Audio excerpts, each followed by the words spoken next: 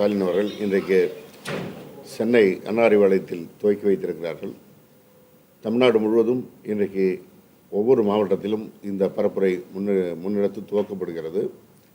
இதையொட்டி நாளை ஒவ்வொரு மாவட்ட தலைநர்களும் பொதுக்கூட்டங்கள் நடைபெற இருக்கிறது. திராவிட முன்னேற்ற கழகத்தின் நிர்வாகிகள் அத்தனை பேரும் கலந்து கொண்டு இந்த பரப்புரையை மக்களிடத்தில் கொண்டு செல்ல இருக்கின்றோம்.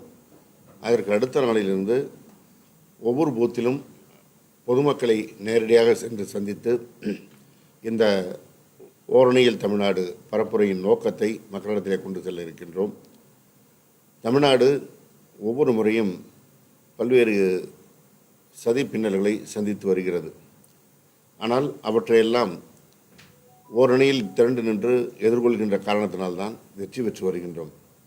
அதேபோன்று இப்பொழுதும் தமிழ்நாட்டிற்கு எதிராக பின்னப்படுகின்ற சதி பின்னல்களை, எதிரான வியூகங்களை வீழ்த்துவதற்கு தமிழகம் ஓரணியில் திரள வேண்டும் என்பதுதான் மாண்புமிகு தமிழ்நாடு முதலமைச்சர் அவர்கள் இந்த பரப்புரையை முன்னெடுப்பதற்கான நோக்கம். 83 ஆண்டுகளுக்கு முன்பாக இந்தி திணிப்பு வருகின்ற நேரத்தில் அந்த இந்தி திணிப்பை எதிர்த்து குரல் கொடுத்தது தமிழ்நாடு தான்.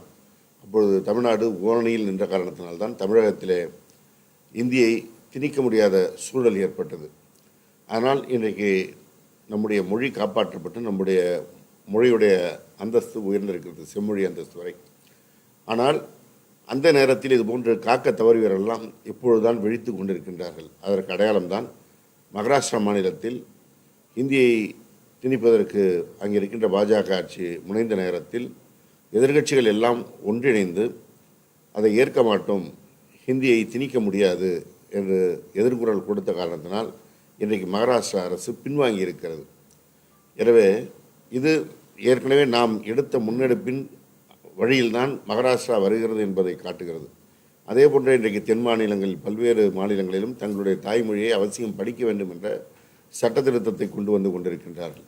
இருமொழி கொள்கையை பேரறிஞர் அண்ணா அவர்கள் கொண்டு வந்த நேரத்தில் அதை கேலியும் கிண்டல் செய்தவர்களெல்லாம் அதனுடைய உண்மை தத்துவத்தை, அதனுடைய வீரியத்தை, அதனால் கிடைத்திருக்கின்ற பலனை இப்பொழுது உணர்ந்திருக்கின்றார்கள். எனவே இது இந்தி திணிப்பு மாத்திரமல்ல, எல்லா விதங்களிலும் தங்களுடைய பாசிச எண்ணங்களை திணிப்பதற்கு பாரதிய ஜனதா கட்சியின் சார்பிலே அதன் பிரதமராக இருக்கின்ற மோடி எடுக்கின்ற நடவடிக்கைகள் தமிழ்நாட்டின் உரிமைகளை பறிப்பதாக, தமிழ்நாட்டுடைய நலனை பாதிப்பதாகத்தான் அமைகிறது. இப்பொழுது தேசிய கல்விக் கொள்கை என்று ஒன்றை கொண்டு வருகிறார்கள்.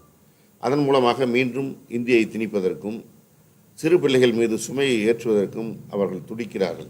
அதையும் எதிர்த்து நாம் குரல் கொடுத்திருக்கின்றோம். அப்படி எதிர்த்து குரல் கொடுக்கின்ற நேரத்தில் கல்விக்காக வழங்க வேண்டிய நிதியை தராமல் நீங்கள் மும்மொழி கொள்கை உள்ளிட்ட அந்த தேசிய கல்விக் கொள்கையை ஏற்றுக்கொண்டால்தான் நாங்கள் நமக்கான நிதியை வழங்குவதற்கு கூட முன்வருவோம் என்று பாரதிய ஜனதா வெளிப்படையாக சொல்வதையே பார்க்கிறோம். ஒன்றிய மனிதவளத்துறையின் அமைச்சராக இருக்கின்றவர் இதை வெளிப்படையாக சொல்கிறார். இதுவரை மூடி மறைத்து பேசியதை கூட இப்பொழுது அவர்கள் சிறிதும் தயக்கமும் இல்லாமல் வெளிப்படையாக பேசுகின்ற சூழல் ஏற்பட்டிருக்கிறது. எனவே இவற்றையெல்லாம் நாம் எதிர்த்து நின்று குரல் கொடுக்க வேண்டிய இடத்தில் இருக்கின்றோம்.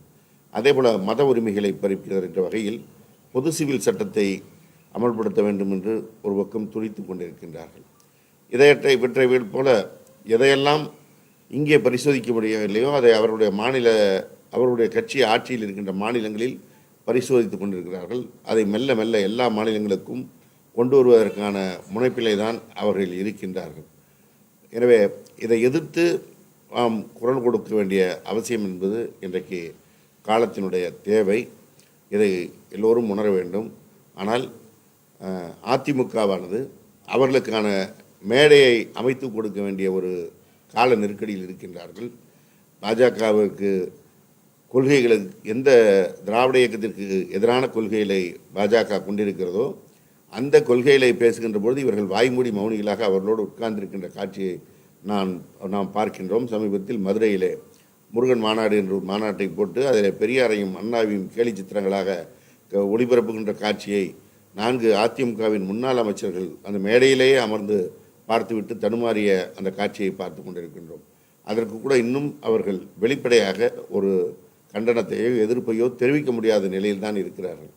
எனவே ஒரு பக்கம் கூட்டணி என்ற பெயரில் அதிமுக அமைத்து கொடுக்கின்ற மேடை, இன்னொரு பக்கம் திராவிட முன்னேற்றக் கழகத்திற்கு வருகின்ற வாக்குகளை பிரித்து பாரதிய ஜனதாவிற்கான வாய்ப்பை ஏற்படுத்தி கொடுக்க சில கட்சிகள் துடிக்கின்ற அந்த காட்சி, இந்த காட்சிகளுக்கு இடையே தான் தமிழ்நாட்டின் மக்களுடைய உரிமைகளை மீட்கின்ற போராக இந்த காலகட்டம் அமைக்கிறது என்பதை மக்களிடத்திலே கொண்டு செல்ல வேண்டிய தேவை இன்றைக்கு எழுந்திருக்கிறது. கீழடி நாகரிகம் எவ்வளவு தொன்மை வாய்ந்தது என்பதை தொடர்ந்து பல்வேறு அறிவியல் பூர்வமான நிறுவனங்கள் மூலம் கொண்டு வந்து கொண்டிருக்கின்றோம். ஆனால் அதனை கூட அங்கீகரிப்பதற்கு ஒன்றிய பாஜக அரசு முன்வரவில்லை. நிச்சயமாக அவர்களுக்கு மனம் மறக்காது என்பது நமக்கு தெரியும். இருந்தாலும் அங்கே பணிபுரிகின்ற அதிகாரியை கூட இடமாற்றம் செய்து அந்த தொன்மை நாகரிகத்தை, வரலாற்றை வெளிக்கொண்டு வருகின்ற முயற்சியை தடுப்பதற்கான நடவடிக்கையில் தான் அவர்கள் தொடர்ந்து ஈடுபடுகிறார்கள். எல்லா விதமான நிறுவனங்களையும் கொடுத்திருக்கின்ற நேரத்தில் கூட அவை ஏற்றுக்கொள்ள முடியாது என்று ஒன்றிய அமைச்சர் சொல்கிறார். அவருடைய நாகரிகம் நமக்கெல்லாம் பிந்தைய நாகரிகம் என்பதை சொல்வதற்கு சங்கடப்பட்டு கொண்டு தான் ஒரு கற்பனை நாகரிகத்தை எல்லாம் முன்னிறுத்துவதற்கு தொடர்ந்து முனைந்து கொண்டிருக்கின்றார்கள். இப்படி எல்லா விதத்திலும் மொழியை காப்பதற்கு, மண்ணை காப்பதற்கு, தமிழ் மானத்தை காப்பதற்கு நாம் போராட வேண்டிய நிலையில் இருக்கின்றோம். அந்த போராட்டத்தில் எல்லோரையும் ஒருங்கிணைக்கின்ற அந்த மிக முக்கியமான நடவடிக்கை தான் மாண்புமிகு தமிழ்நாடு முதலமைச்சர் அவர்கள் எடுத்திருக்கின்ற இந்த ஓரணியில் தமிழ்நாடு என்ற இந்த பரப்புரை மூலமாக திராவிட முன்னேற்றக் கழகத்தின் உறுப்பினராக சேர்ப்பது மாத்திரம் நோக்கமில்லை, எல்லா வீடுகளில் இருக்கின்ற மக்களையும் சந்தித்து மாண்புமிகு தமிழ்நாடு முதலமைச்சர், கழகத் தலைவர் அவர்களுடைய இந்த செய்திகளை கொண்டு சேர்க்கின்ற பணியை நாளை துவங்கி ஆகஸ்ட் மாதம் மத்திய வரை இந்த பணியை மேற்கொள்ள இருக்கின்றோம். இந்த பணி ஒரு மிக முக்கியமான காலத்தின் அவசியமான பணியாக கருதி திராவிட முன்னேற்றக் கழகத்தின் சார்பில் இதை முன்னெடுக்கின்றோம். இதில் அந்த பணியை செய்கின்ற பொழுது ஒவ்வொரு வாக்காளரையும் சந்தித்து இந்த செய்திகளை எடுத்து கூறி ஏற்றுக்கொள்ளும் மனப்பான்மை இருக்கின்றவர்களை அங்கேயே இதற்கென்று பிரத்யேகமாக ஏற்படுத்தப்பட்டிருக்கின்ற செயலி மூலமாக அவர்களை இணைக்கக்கூடிய அந்த பணியும் செய்ய இருக்கின்றோம். எனவே இதற்கு நம்முடைய அரியலூர் மாவட்டத்திற்கு உட்பட்ட பொதுமக்கள் இந்த கருத்தை உள்வாங்கி நம்முடைய மாண்புமிகு தமிழ்நாடு முதலமைச்சர் அவர்களுக்கு உறுதுணையாக விளங்க வேண்டும், அவருடைய கரத்தை வலுப்படுத்த வேண்டும். அவர் முன்னெடுக்கின்ற ஓரணியில் தமிழ்நாடு என்ற இந்த பரப்புரை வெல்வதற்கு துணை நிற்க வேண்டும் என்று இந்த நேரத்தில் வேண்டுகிறோம்.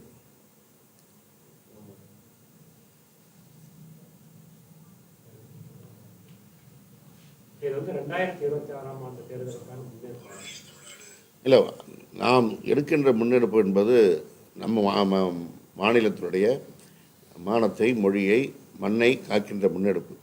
இதுவே தேர்தலுக்கான முன்னெடுப்பாகவும் அமையும். காரணம், முருகன் என்ற பெயரிலே, ஆன்மீக மாநாடு என்ற பெயரிலே அவர்கள் அரசியல் செய்கின்ற பொழுது அவர்களுக்கு எதிர் அரசியல் செய்ய வேண்டிய காலத்தில் நாம் இருக்கின்றோம். எனவே இது ஒரு மிக முக்கியமான நகர்வு, தேர்தலுக்கான நகர்வாகவும் நீங்கள் எடுத்துக்கொள்ளலாம்.